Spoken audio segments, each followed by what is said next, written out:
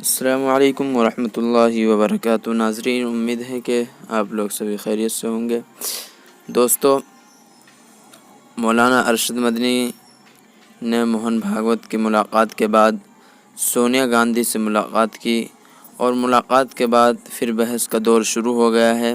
ملک میں قومی یکجہتی اور آپس بھائی چارے کا پیغام دینے کے مقصد سے RSS کے رہنما موہن بھاگوت سے ملاقات کرنے کے بعد اب جمعیت علماء ہند کے قومی صدر مولانا ارشد مدنی نے کانگریس کی رہنما سونیا گاندھی سے ملاقات کی ہے۔ بڑے لیڈران سے ہو رہی ہے۔ مولانا مدنی کی ملاقات کو لے کر ایک مرتبہ پھر بحث و مباحثہ کا دور شروع ہو گیا ہے۔ ملک میں مسلمانوں کی سب سے بڑی جماعت جمعیت علماء ہند کے قومی صدر مولانا ارشد مدنی نے گزشتہ شام دہلی کے 10 جنپت پر واقع کانگریس کے ہیڈ کوارٹر پر پہنچ کر سونیا گاندھی سے ملاقات کی۔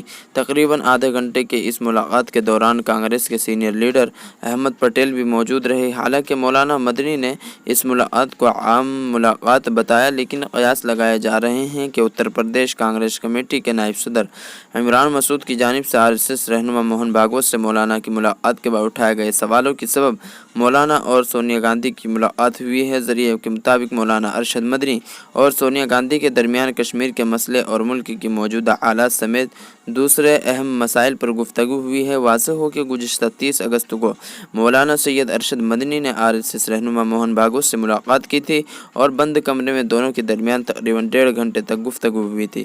اس کے بعد مولانا نے میڈیا سے گفتگو کرتے ہوئے بتایا تھا کہ موجودہ حالات کے مدنظر ملک کی قومی یکجہتی اور امن بھائی چارے کو لے کر انہوں نے ملاقات کی۔ RSS کے رہنما موہن بھاگوت سے ملاقات کی ہے۔ تو امید کرتا ہوں کہ آپ لوگوں کو یہ ویڈیو اچھی لگی ہوگی، تو شیئر کیجیے گا۔ شکریہ۔